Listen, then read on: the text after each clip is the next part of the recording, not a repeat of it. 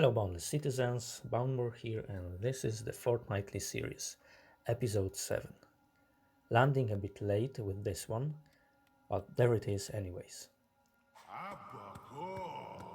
I want to start with Mrs. Star community project.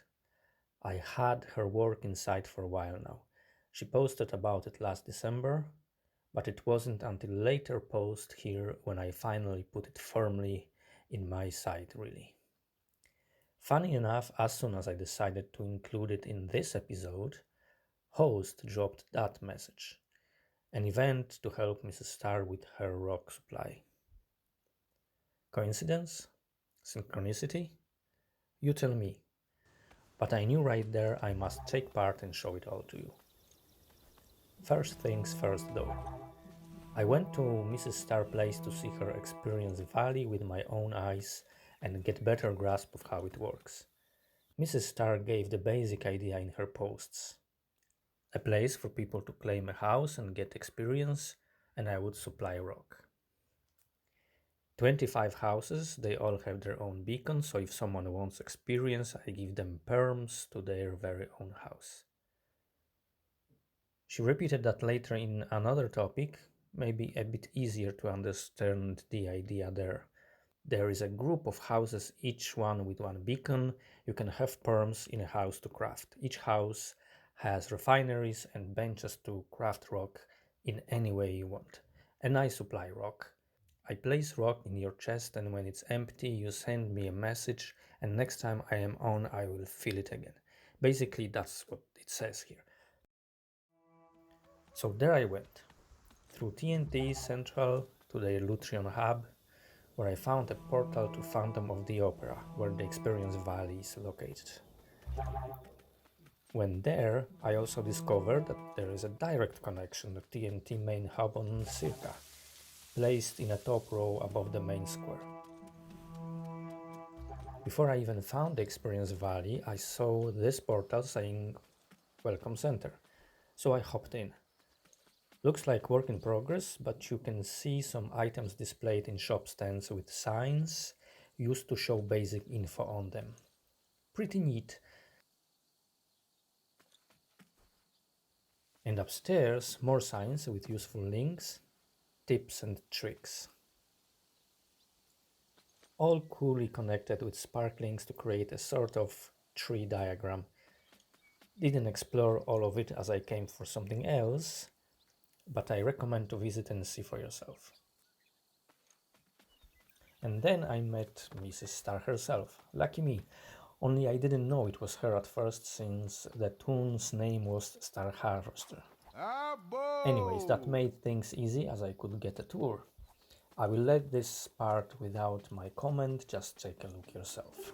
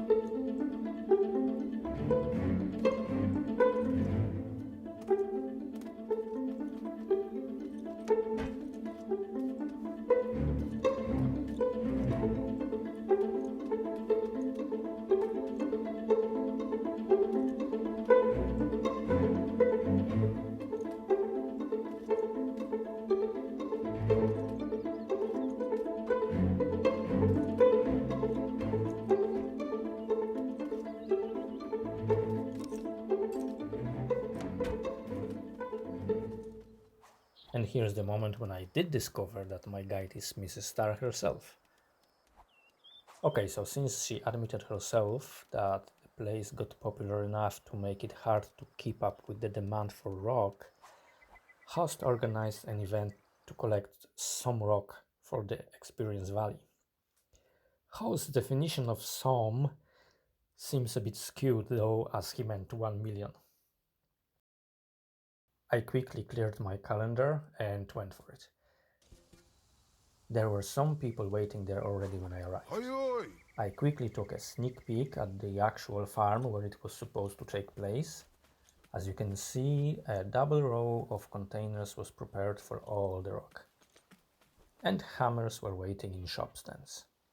They weren't for sale though, as we would get them for free to all the work. Sweet!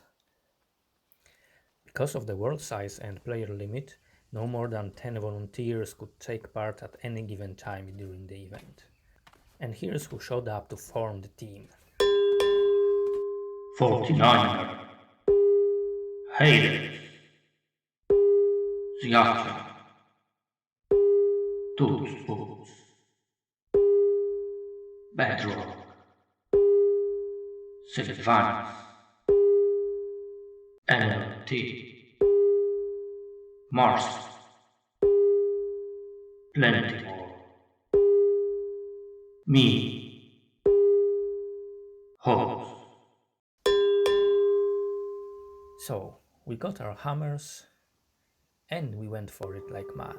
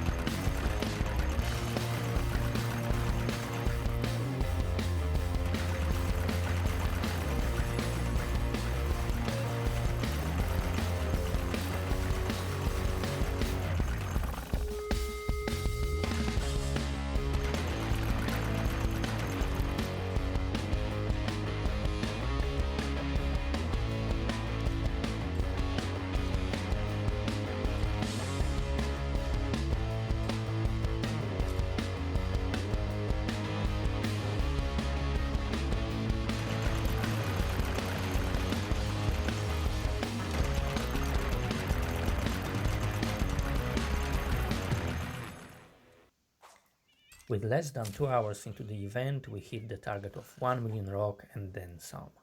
We needed some extra barrels to fit it in. There was a lot of excitement there, and I must admit it was a very joyful, fun and fulfilling time. We waved our goodbyes eventually and left with a promise of doing it again in future. So yeah, that's the story of Mrs. Star, Experience Valley and the rock bonanza that goes with it. Really great place for anyone to use some basic crafting based on one of the most common resources in game, rock that is. And some of the materials crafted in Experience Chasing here was used by Mrs. Star to build more houses for more players to come, get perms and use for their own advancement. so Experience Valley is still growing. Thumbs up for Mrs. Star all the way. I can't believe I waited so long to visit and discover her place and meet her in person. Glad I finally got there. And now the usual part of Fortnightly episodes, bits and pieces of my gameplay. Last 2 weeks I spent most of my playing time working on my garden slash park around the Explorer's Temple, which I decided to turn into a cemetery, with graves and crypts and maybe decor and whatnot, with some not so serious epitaphs put on some of the graves. I had a place like that before in my Buri Lucium days, but it went all ash, of course, eventually, when I decided a sovereign world of my own is the way to go. So as you can see, a lot of dirt and only partially terraformed area around the temple, with a few graves to start with. I did it months ago and then left unfinished. Needed to start filling up the space with more graves and such. Also built gates in the gaps in the fences I left for that purpose. I went for a couple of bigger pieces first, roofed and closed crypts with graves hidden inside.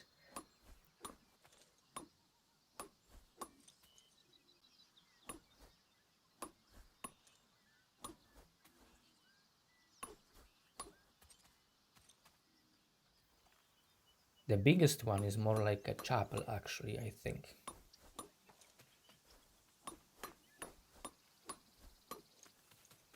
Quite happy with how that one ended up looking.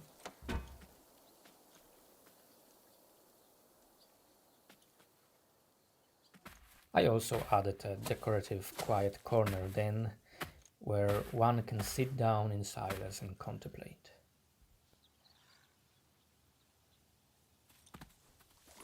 Then it hit me I could actually make a ruined crypt.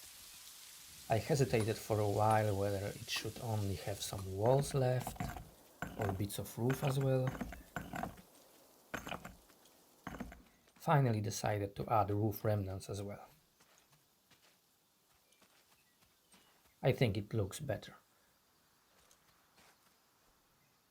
Also needed to add some small anonymous graves and some poor man graves if you like. All dirt and simplest materials used. Let's have a quick tour around to see how the cemetery grew in the last 2 weeks. So, remember all the empty spaces and dirt? Compare it to this now. Crypts, tombstones, graves, some decor, lighting along pathways, grass of different colors. Still some work to do on one side at the time of making the video, and a few isolated patches of dirt where smaller graves will go eventually. But the most of it is done. The last bit I managed to finish here before this episode is a double tomb for siblings I called Lag Twins. And here's their epitaph. Boundless hunting can be laggy. Grappling failure got fat Kurt. Bomb blast soon got skinny Maggie. Done by luck and crave for Urt. All epitaphs in the cemetery describe moments of death. Sorry, defeat. No one dies in Boundless, really. We only get defeated here.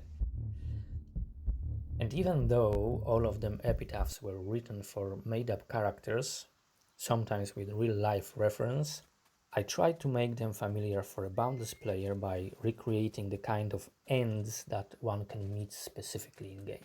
I will show you a few more of them now, but only the ones that are open air. I will keep epitaphs inside crypts to myself for now. To discover them all you will have to visit. Why oh why have I never been told I might need a weapon when I mine my gold? So, this one in form of a question is for MC Hammer. Here lies Yamabel, and these are verses for her. Mighty spitters came along, as she gathered yam and orbs. Didn't take them all too long, turning her into a corpse. That one came up a bit morbid, but I like it. Then there is Joe Bow with epitaph in first person. Met a spitter and took aim. Easy trophy there to claim. But the rascal spat at me and I promptly ceased to be. Lambdis Ranger is reused from my old Lutrian cemetery. The rest of the epitaphs are all new. Anyways, it goes like this. Clone flowers are red, ghost flowers are blue. Don't swim in lava. And that's based on verses on a certain distillery wall. And that's it, folks. Again, you're all welcome to visit my little planet, accessible from TNT Finata, Pharaoh main hub and Rivertown's main hub, and see the cemetery for yourself to discover epitaphs hiding in the crypts, and maybe do some more exploring as a bonus. That is enough for this episode anyway. As always, thank you very much for watching. I appreciate all your views and likes and rare comments. If you like this kind of regular Boundless musings and you haven't subscribed yet, please do. I will see you all in the next episode. For now, remember to stay boundless.